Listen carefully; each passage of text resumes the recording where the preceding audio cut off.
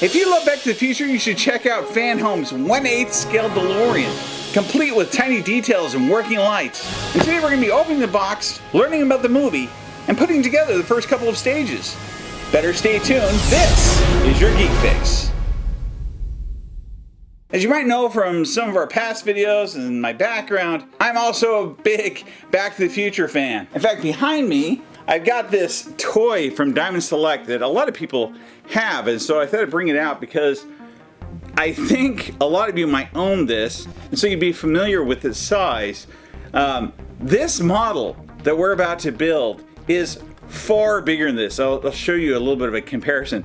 And while this is all plastic, this model right here is made of metal. It's die-cast model, and by the time we're done with it, will weigh quite a bit. But not only is this thing big, but it also has really cool details. I mean, like when you open up the doors, the little lights on the doors light up.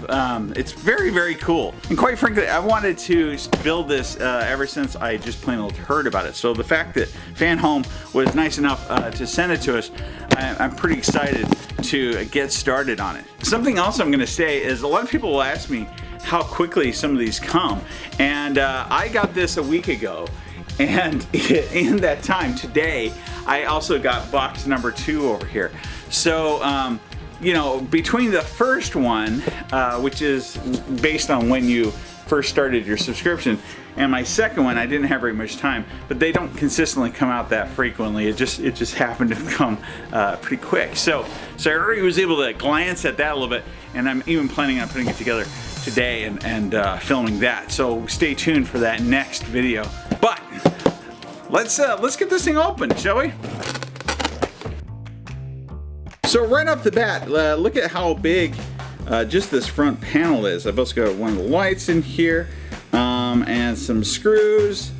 I see in the next box, I got more of the rear lights here, and then I got also my screwdriver, which, as you've seen, inside of each of our packs, we've got a different screwdriver. So here's the one that I got for R2-D2. Here's the one I got for Iron Man. Last week we opened up similar, it looks like the same screwdriver that I used last week for Star Trek. And which I'm happy about because I like that screwdriver. It's magnetic and it also has a little bit of a longer shaft to it, so better torque. And then over here, I've got my magazines, issues 1 and 2. Got a box. Put it right there. So these magazines are pretty cool. Looks like each one, I think these are pictures of the model and not the actual car from the show, but it's hard enough to tell. Like I said, look at the lights on the doors. There's also some that are on the bottom here. I mean, that's awesome detail, and I think they only come off too when it's opened. But any rate, so yeah, there's the front of our car, there's the back of our car. Pretty cool. The layout's a little bit different. This one opens up right away with the parts that are inside and assembling the car before it gets into all of the actual background making the movie stuff. When I was younger, I was so into behind the scenes videos. I love them. I would record on VHS. Every time that something came on TV, I'd have a VHS tape that just filled up with nothing but making of videos. And making ofs I had for all 3 of the Back to the Future movies. When it first came out, I went to the Back to the Future lot at Universal Studios. I think I shared in our Dan Lanigan video that I called Universal Studios prop master when I was a kid, long distance, to ask them if they would give me one of the Back to the Future cars, because I heard that they were literally throwing a couple of them out. And then after Back to the Future 3, I was actually living in Sonora, California, right near Angels Camp, and I got to visit that lot before it burnt down. Also, a few years ago, I bought a new car, and while my wife and I were looking for the car, we actually found a modded DeLorean that was made to look like the Back to the Future DeLorean, and it was for sale. And I thought to myself, well, if I was to pay what I was actually planning on paying for my actual car, I could just buy it. But this was supposed to be for daily use, and I knew, unfortunately, that is not a very reliable car. for many people these days, of course, you're probably very aware that Back to the Future predicted a future which we've already passed at this point. That was somewhat inaccurate. But I remember the creator of Back to the Future literally saying that when he was a kid, you know, he got to hear all these stories about flying cars and things. So when they made Back to the Future 2, he decided he was going to include a flying car and all the things that he heard about when he was a kid. And of course, I couldn't set the year out too far because they still had to look at how old Marty McFly would be by that point. But nonetheless, this magazine talks a little bit about the future and predicting the future, how they created the Back to the Future car, and kind of the decisions behind it. As you might be aware, the original plan was actually, instead of a car, that they would be using a refrigerator, but there was concern that kids would be getting into the refrigerators and trying to reenact scenes. So I love the fact that this is talking about really all the versions of Back to the Future. Here I just barely talked about the refrigerator, which it's funny, of course, there's always that reference of Indiana Jones, Crystal Skull, where he gets into the refrigerator to survive. It's funny because I've been watching a lot of the making of Back to the Future lately.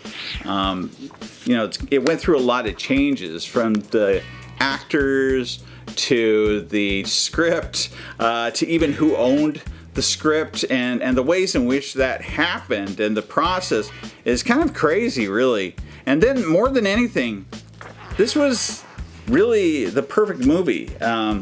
Or at least I remember Quentin Tarantino saying that it was one of the examples of one of the perfect movies. And it had to be, when you consider that they used the exact same storyline with the same people 3 times and it was successful. Well, that's a testament of how good it was. On one of our trips to Universal Studios, I also got to be Doc on the clock tower. Got struck by lightning and turned into a skeleton. So yeah, I gotta do that too at one point in time. I have that picture somewhere, and if I can find the picture, I'm gonna show it in this video. With all that said, we're jumping into magazine number 1. You might have noticed last time I started using a silicone mat. This is actually eventually, a lot of these kits do come with some type of screw holder for you to organize things. Usually it's not with the first issues, but this is actually from R2? I think it was from R2-D2, and so I'm going to go ahead and use that. I took all the screws out of it, and so we can organize things, kind of like the way that I did the Enterprise, because I was able to actually label each and every single one of those sets of screws using the stickers on the backs, which I think I get to do again today. So it looks like the first one that we're going to be picking is, oh, no, it's this one right here. Perfect. So it's already kind of partially open, like that, like it. I'm going to pull this out this direction. That way I can keep all my parts kind of organized a little bit. Wow, that's actually heavy. Just the bumper, just this section is pretty heavy. And I know a lot of those pieces are actually plastic too, so I mean, it's just one section of the car is pretty heavy. So the very first thing that we're going to be doing is taking this ginormous back bumper right here, and yeah, that is real metal. And like I said, it was mostly that it was filling. So heavy. How heavy is this going to be when it's done? It's so solid too. This is so awesome. I mean, it really feels like a real car. So at any rate, I'm going to be flipping that over like this. And next, what I'm going to be doing is I'm going to be grabbing this part of the bumper right here. And we're going to be, I guess, attaching them together. It looks like at the moment, I'm just going to be kind of pushing them together. And so just like that. And then I'm going to be grabbing some BP screws. I have said before that I like it when we have screws that I know we don't have to use beyond that single use, right? I mean, beyond that single time. Oh, this is just a piece of cardboard. So when I put this in here, I guess I can just stick it in there with the screws. Whatever. Okay. Then maybe I'll go ahead and take out my other screws too. The other screws I have are AP screws. All right. Very good. This time, we're going to be using our new screwdriver right here. Look at that. New screwdriver. Like I said, I think this is the exact same one that I just used in my Star Trek model. I don't know if this is going to be standard for all their models now, but I do like this one the most. So we've got our magnetized end and just really good grip. Not to mention a little bit longer shaft, so you have a little bit more torque. But anyway, so BP screws was what I said. A total of 4, and that's exactly how many I'm going to get out. Metal to plastic means I need to be careful that I don't over screw it. Otherwise, I could strip some of those plastic threads. So, all right. With that, the next piece I'm going to be doing is I'm actually kind of putting that aside for a second and bringing over the outside. Look at all the detail and the fact that everything's going to be separately molded. Love that. But in order for me to get these pieces in here, I'm going to need to flip this over just like this. All right. And then I'm going to be grabbing the pieces here. So as you can see, they are also molded where they have those grooves, so that as they go in here, they kind of click into place, but not enough where I'm going to feel comfortable just leaving them the way they are just yet. Then this part goes on, and then you're leaving the bottom two open for a second, and then I'm bringing this one over. Oops, did I flip it over the wrong way? Maybe not. Maybe not. All right. No, I did, I think. Right. Yeah. I think it goes that way. There we go. And then, just stick this. Yep, I want to do it this direction. So kind of like a puzzle, like you want the solid pieces, the edges all the way to the outside. Then, what I'm going to be doing is, as you can see, that one right here goes right here. And so, to do that, I'm gonna initially stick this like this. Because you see how there's a little slot, that's going into? I'm gonna slot it like this, push it up like this, and then pushing it down, there you go. Looks nice like that, look at that. Not too shabby. And then I'm going to flip that over again. And now I'm just going to be taking one more of those BP screws, and we're going to be putting it this nice and tight. Okay. It does say that it's identical to the movie's lights. So you got the rear light piece that we stuck in. You got the reversing light over here, or over here I should say. You have the indicator light right here, which I thought would be more of an orangish color, but maybe not. It might be just, you just can't tell when it's not lit up. And then, yeah, brake lights that go around that. So next is this part. So this next piece involves this license plate right here, which, yeah, I don't know if you can tell, it does have everything raised. And there is a secondary option which I might be using down the road, but at the same time, right at the moment, this looks pretty awesome. I mean, it looks really realistic, but check this out. See those right there? Those are reflective, just like the real ones in real life, reflective registration stickers. That's what these are. These are replicas of the 1985-86 registrations. Here's the actual license plate. So you got August over here, you got the 1986 ones over here.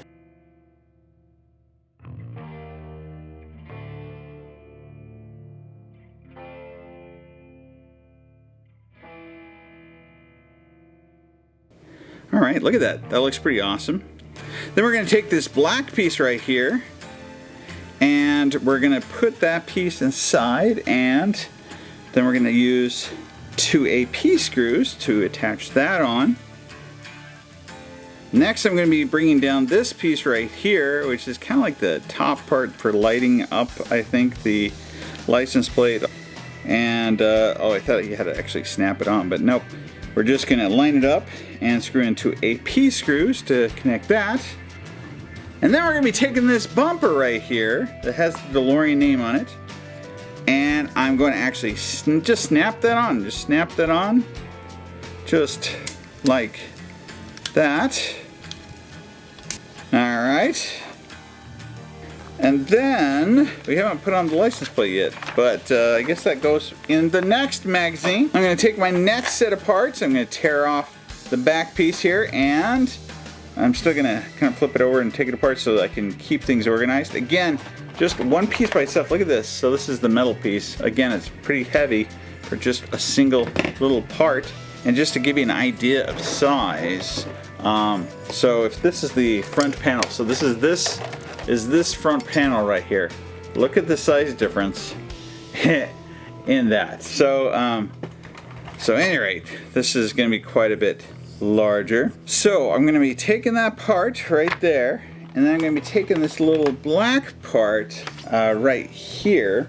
So this right here, and then there's this black piece right here, and you'll notice the one side of it has a little bit of a rounded edge to it, and we're going to be sticking that right on into there, just like that. Having put together R2-D2, I was figuring out there's probably going to be some kind of glue, but nope. Didn't say anything about glue, but there is, and I'm fine with it. Screws, AP screws, 2 more AP screws. So I think we are actually using up all the screws today.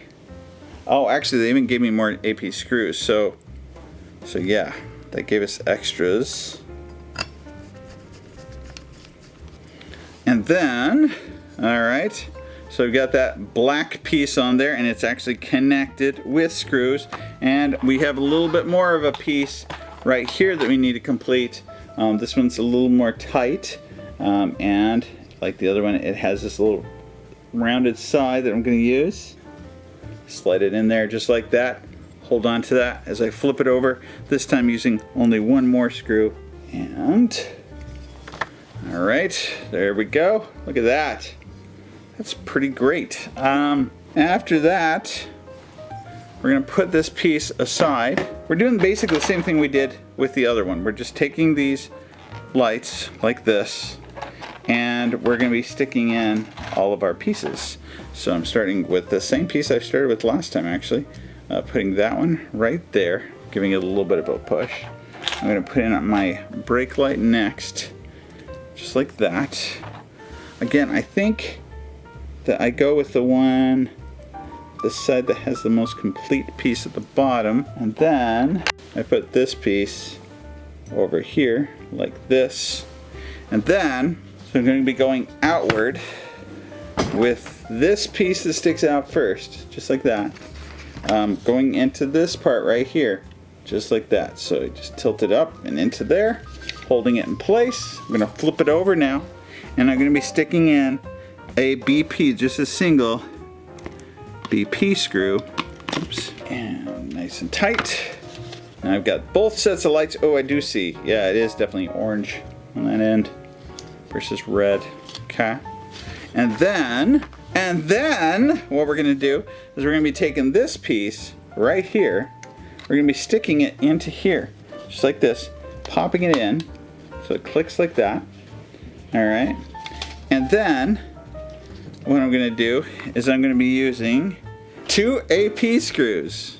It doesn't almost feel like it should be fitting, but it is. Just like this. 1. And then 2. All right, just like that. And then, when we're done with that, we have this entire bumper piece and this piece right here, both complete. Now, there is something I want to point out. When we screwed this on, there are holes here which still allow those 2 screws right here to be available for me to be able to screw into or unscrew, so that I can take my license plate off if I want to, which will be important later because I have a secondary option. So, but in the meantime, that's our magazines, and that's the build for today.